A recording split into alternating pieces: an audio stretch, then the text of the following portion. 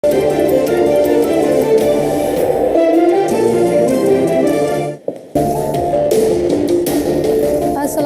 dan salam Malaysia Madani. Anda bersama saya Miza Yusni Muhammad dalam berita tengah hari. Dan antara tajuk hari ini, syarikat bermula akan dibantu sehingga penyenaraian di Bursa Malaysia.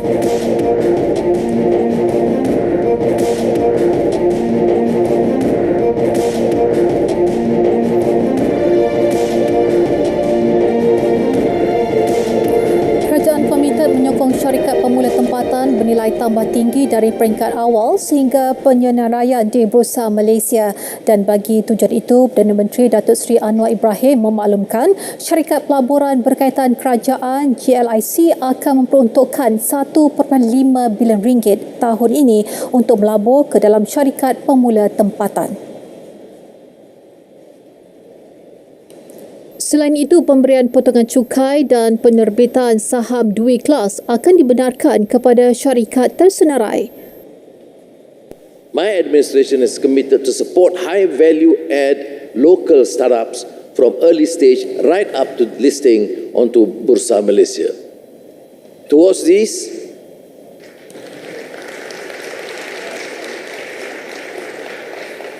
GLICs will set aside 1.5 billion ringgit in 2023 to invest in such homegrown startups. A tax deduction will be provided on listing costs for companies listing on AC, LEAP, as well as technology stocks onto the main board.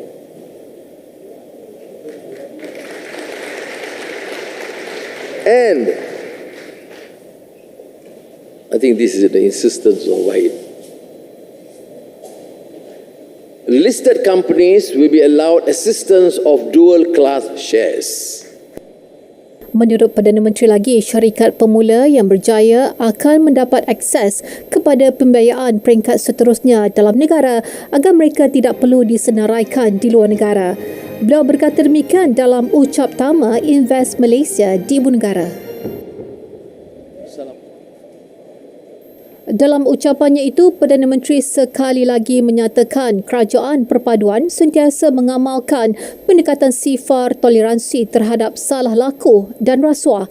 Tegasnya, standard etika tertinggi akan terus dipertahan dan tiada ruang untuk penyalahgunaan kuasa di bawah pentadbiran beliau. Good corporate governance must remain the basis on which businesses, companies and shareholders operate.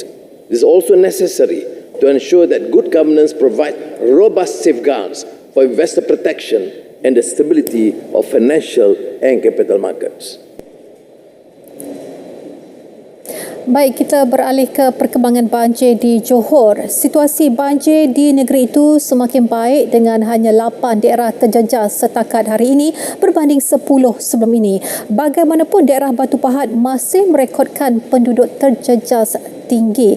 Dan laporan lanjut kita terus saja bersama wartawan Nur Azizah Drama di Batu Pahat. Silakan Nur Azizah. Baik, terima kasih Miza. Ya, benar Miza. Di Batu Pahat 29,341 penduduk masih berada di 94 PPS. Dan sekarang ini saya bersama Yang Berhormat Rashidah Ramli, iaitu Adun bagi kawasan Parit Raja Batu Pahat. Baik, Yang Berhormat, hasil tinjauan dan juga pemerhatian Yang Berhormat, bagaimana situasi terkini di Parit Raja Batu Pahat ni sendiri Yang Berhormat? Assalamualaikum warahmatullahi wabarakatuh dan salam sejahtera. Buat masa dan ketika ini, pada pemerhatian saya, keadaan air naik dengan begitu mendadak lah, dan keadaan boleh kata dalam keadaan berjaga-jaga dan berwaspada. Jadi kalau kita tengok sekarang ni YB trend air menaik di sekitar kawasan di Batu Pahat ni dan masih berada di paras waspada seperti yang Berhormat katakan tadi. Bagaimana nasihat Yang Berhormat kepada penduduk-penduduk yang masih belum berpindah ni Yang Berhormat? Saya dengan rendah hati merayu dan memohon kepada keluarga yang terlibat dan terjejas dengan banjir ni untuk mematuhi nasihat daripada anggota keselamatan. Kerana nyawa anda adalah sangat berharga buat kami semua. Anda semua menjadi tanggungjawab kami dan saya merayu untuk berpindah ke pusat-pusat pemindahan sementara yang berdaftar di bawah kerajaan untuk kita menyalurkan sumbangan dan bantuan-bantuan. Baik, Yang Berhormat, bagaimana dengan penghantaran bantuan dia ke pusat-pusat pemindahan di sekitar Parit Raja dan juga di daerah Batu Pahat ni sendiri, Yang Berhormat? Saya ingin mengucapkan terima kasih kepada Tuan Pegawai Daerah lah terutamanya dan semua ketua-ketua jabatan dan agensi yang semuanya bertungkus lumus untuk memastikan bantuan-bantuan dapat dihantar sampai kepada pusat-pusat pemindahan sementara. Walaupun tiap-tiap lokasi ni sebenarnya ada dia punya cabarannya. Contohnya dekat kawasan ni memang terpaksa menempuh air yang deras lah. Sebab itu kita galakkan untuk orang ramai berkumpul di satu-satu pusat pemindahan supaya memudahkan penghantaran terutamanya bekalan makanan lah. Baik, dari pemantauan Yang Berhormat juga tinjauan turun sendiri ke lokasi ni, bagaimana dengan penduduk terjejas di kawasan PPS ni? Alhamdulillah, saya juga amat berterima kasih pada penduduk yang nak berpindah dan di dalam pusat pemindahan kita semua ni bagaikan satu keluarga lah, kena hidup muafakat lah di sini, kena bergotong royong. Di mana ada PPS yang mungkin sudah dibolehkan untuk memasak. Jadi di sini kena ada menghidupkan suasana gotong royong dan selagi kawasan belum selamat, di sinilah kita ditempatkan untuk bantuan-bantuan kerajaan dan juga KKM, agensi-agensi lain dapat membantu. Baik, terima kasih kita ucapkan kepada Yang Berhormat Rashidah Ramli, iaitu Adun bagi Parit Raja Batu Pahat yang turun sendiri ke PPS ini untuk meninjau keadaan dan juga situasi penduduk-penduduk yang masih ditempatkan di PPS ini. Dan tinjauan saya ke lokasi ini juga, beberapa jalan masih ditutup untuk semua kenderaan dan jalan raya masih digenangi air. Okey, itu laporan terkini untuk banjir di Johor di daerah Batu Pahat. Saya serahkan kembali kepada Miza di Angkasa Puri. Baik, terima kasih Nur Azizah di Batu Pahat. Beralih ke laporan Dewan Rakyat, antara fokus mengenai perkembangan pelaksanaan projek kompleks immigration, custom, kuarantin dan juga keselamatan ICQS selain skim Rent to Own PPR. Jadi untuk bincangnya kita terus saja bersama Farhana Azwani di Parlimen. Silakan Farhana. Baik, terima kasih Miza. Cadangan menambah kompleks immigration, custom, kuarantin dan keselamatan ICQS baharu di Sabah diteliti Kementerian Dalam Negeri. Permohonan pembinaan projek dengan anggaran kos RM1.21 bilion sedang disedia. Menteri Dalam Negeri Datuk Seri Saifuddin Nasution Ismail berkata, lokasi pembinaan tertumpu di kawasan bersempadan dengan negara jiran. Cadangan pembinaan kompleks ICQS Bantul, cadangan pembinaan kompleks ICQS Serudong dan cadangan pembinaan Post Immigration Long Pasir.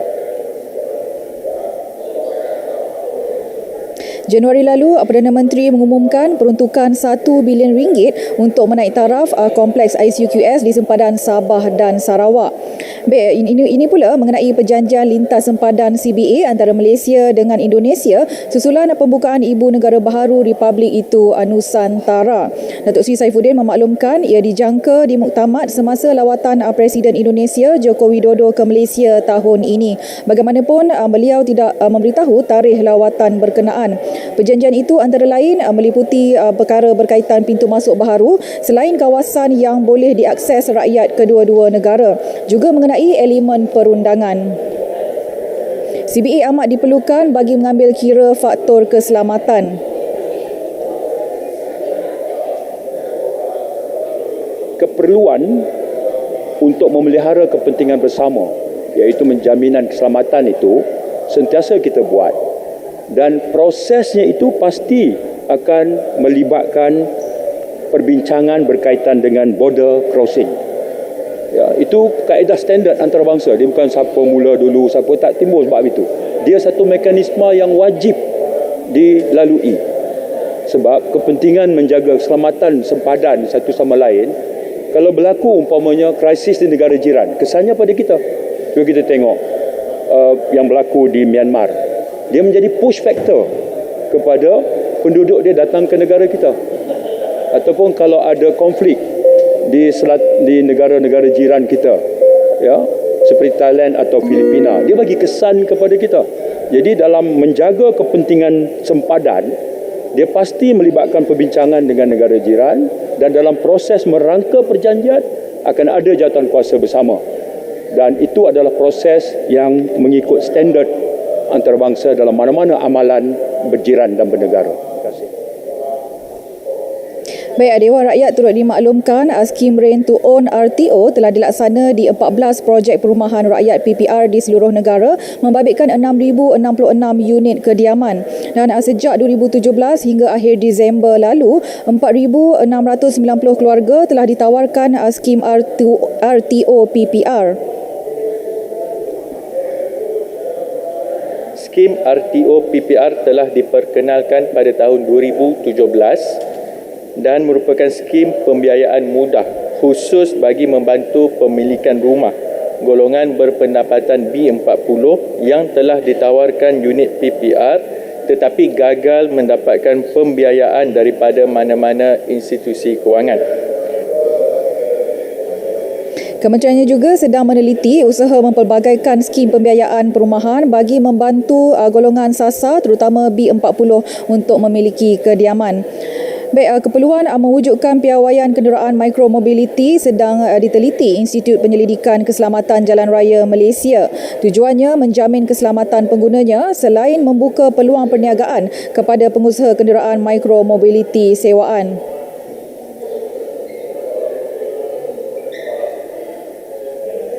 Myros juga sedang bekerjasama dengan Futuris Sdn Berhad dalam membangunkan garis panduan operator atau syarikat pengendali mikromobiliti di bawah program medan uji regulatory negara di samping menguji pakai garis panduan Pelan Malaysia. Shah Alam melalui Majlis Bandaraya Shah Alam telah dipilih sebagai lokasi pertama pengujian atau lebih dikenali sebagai sandbox bagi menguji pakai ke semua garis panduan ini. Garis panduan ini dan projek sandbox ini akan dirasmikan di Shah Alam pada 12 Mac hari Ahad ini di hari Ahad ini di Shah Alam. Turut dirangka program penilaian keselamatan berhubung kenderaan mikromobiliti. Sekian langsung dari Parlimen, kembali bersama Miza. Silakan. Baik, terima kasih Farhana di Parlimen. Assalamualaikum, Salam Malaysia Madani, Kanta 744. Sejak awal pagi tadi, operasi menghantar bantuan makanan dan cuaca yang cerah pada hari ini untuk melakukan pemantauan dari udara. Ramai 61 orang mangsa telah berjaya diselamatkan. Lagi mangsa ditemui meninggal dunia dalam kejadian tanah runtuh di Patang Kali. 4 mangsa telah dibawa keluar, manakala baki 2 lagi mangsa. Seorang pengarah syarikat bergelar datuk dihadapkan ke mahkamah atas tuduhan rasuah 6 juta ringgit. Dia didakwa menawarkan suapan kepada seorang pegawai daerah sebagai dorongan memperoleh tender.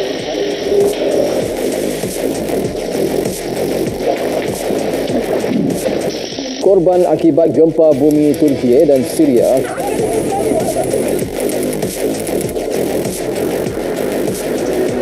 Ekonomi negara dijangka berkembang pada kadar lebih sederhana tahun ini.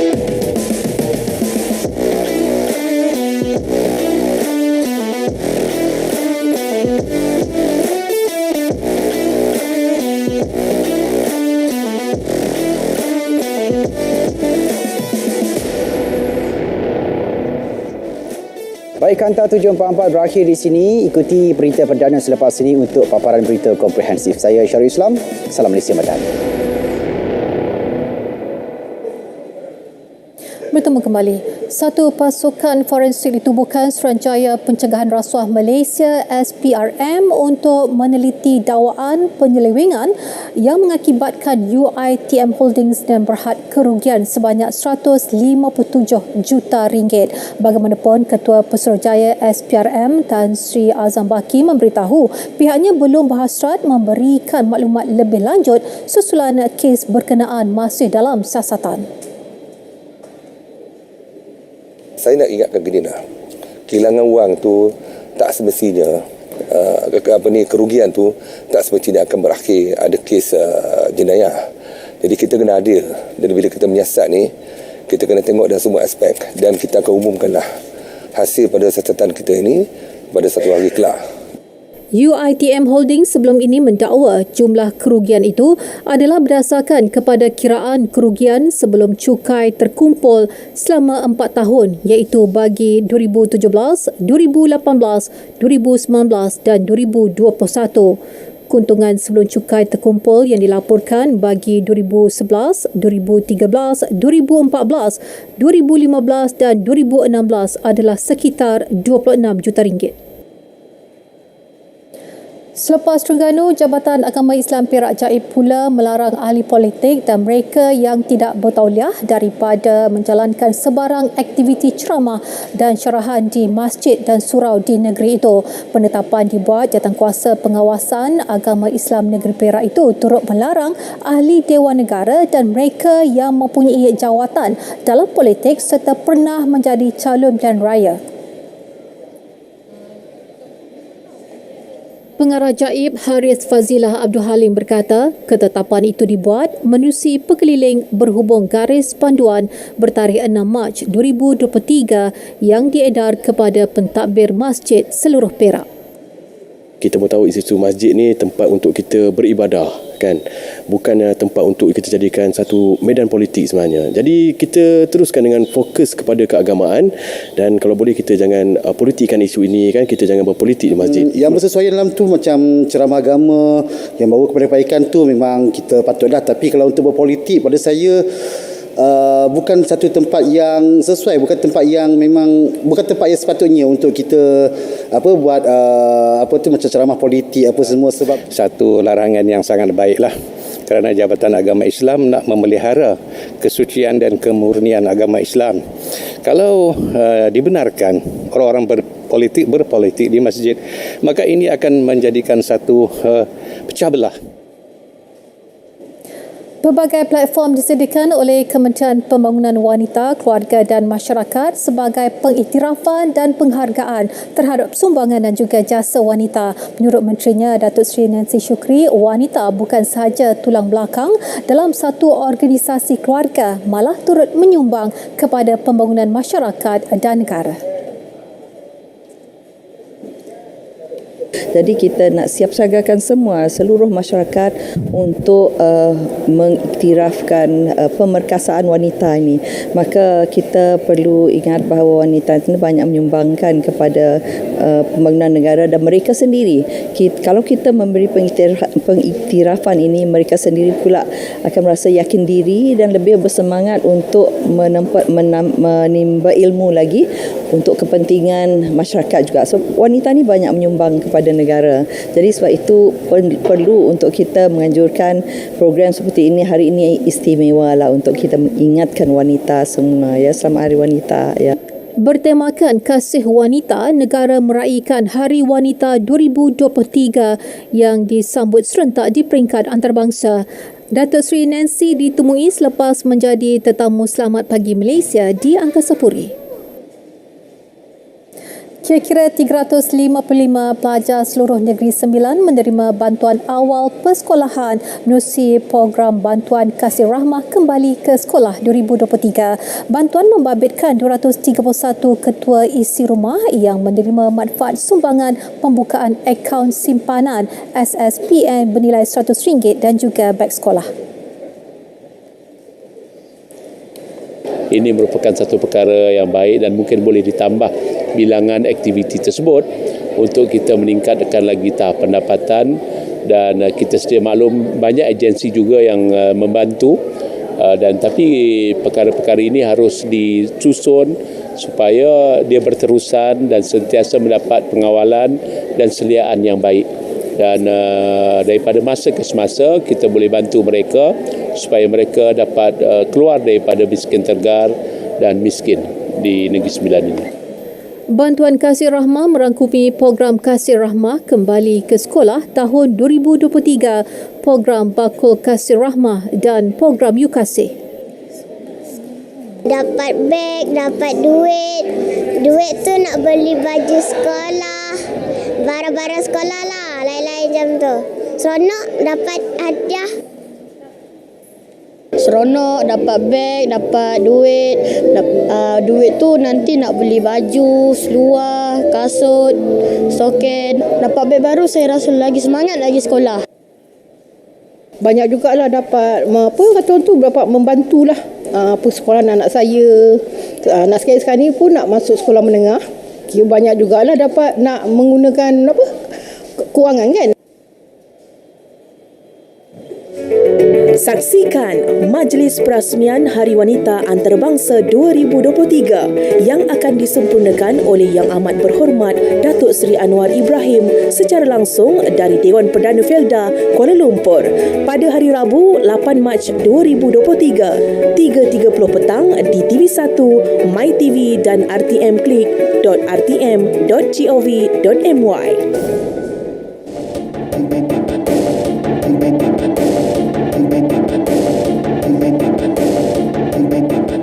Malaysia mencatat sejumlah RM264.6 bilion pelaburan diluluskan pada 2022 dan nilai itu merangkumi 4,454 projek melibatkan sektor perkilangan, perkhidmatan dan utama.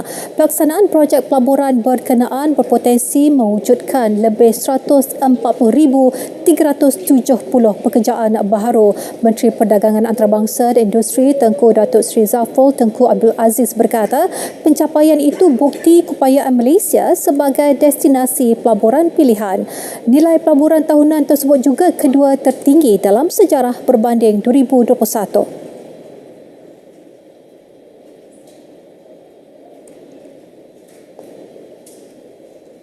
The nature of investments. What is important is for Malaysia as a country, we need to look at it holistically. It doesn't matter to me in which state, but what it matters is they come to Malaysia. And the focus of Malaysia today is to ensure that when investments come, we facilitate investments, accelerate the process, make it easier, and that's what's important.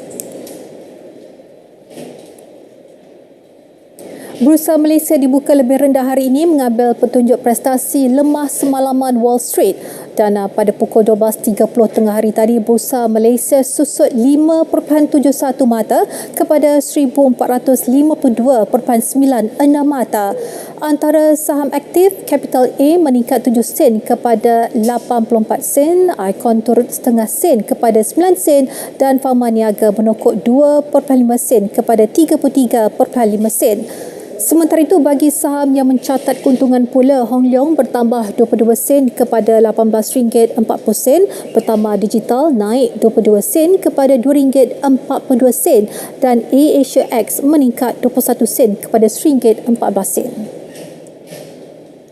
Ringgit kembali dibuka rendah berbanding dolar Amerika Syarikat selepas kenaikan pada hari sebelumnya. Situasi turut dipengaruhi laporan monetari separuh tahun Reserve Persekutuan Amerika yang cenderung untuk menaikkan kadar faedah.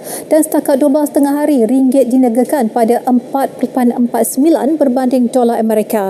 Berbanding dolar Singapura, ringgit disebut pada 3.30 dan berada pada 3.25 berbanding yen. Ringgit diniagakan pada 5.30 berbanding pound sterling dan disebut pada 4.72 berbanding euro.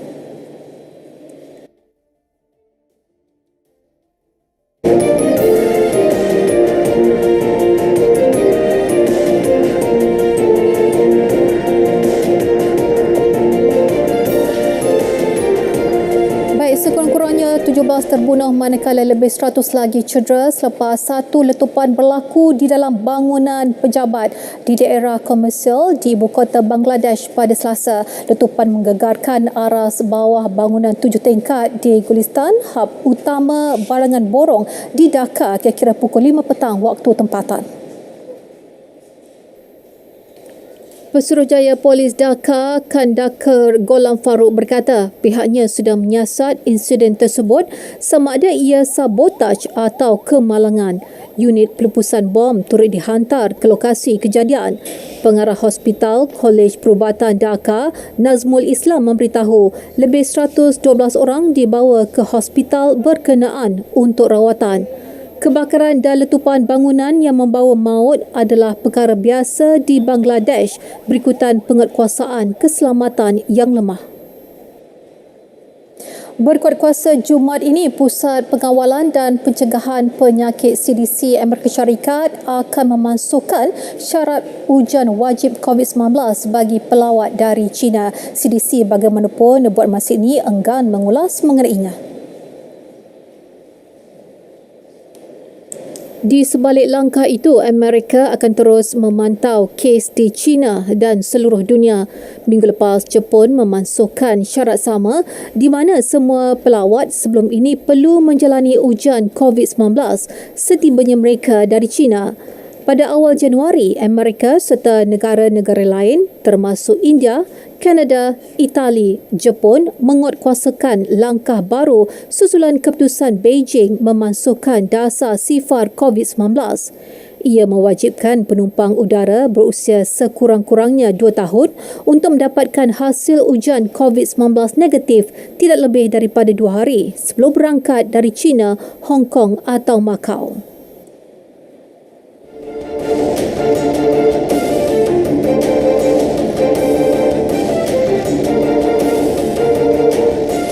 Baik, sedikit berita sukan. Kementerian Belia dan Sukan KBS masih menunggu maklum balas kerajaan negeri berhubung keputusan tawaran geran penukaran rumput jenis Zion Zosia di stadium bola sepak masing-masing. Menterinya Hanayo berkata peruntukan melalui dana geran padanan kepada semua esko belia dan sukan negeri itu bertujuan menaik taraf padang di semua negeri. Jelas Hana, setiap negeri perlu memilih satu stadium bagi projek naik taraf itu dan menjalankan penyelenggaraan awal sebelum KBS meluluskan peruntukan. Penyelenggaraan tahunan pula menjadi tanggungjawab kerajaan negeri masing-masing sekiranya mereka memilih untuk menerima tawaran itu. Kita nak bagi offer kepada negeri kalau mereka boleh pilih satu stadium bola sepak yang mereka nak upgrade untuk rumput Zion Zoysia seperti ini, naik taraf padang yang itu dibuat oleh negeri. Kerajaan Persekutuan KBS boleh bagi kos untuk menanam rumput, tetapi penyelenggaraan dan maintenance setiap bulan itu balik kepada negeri.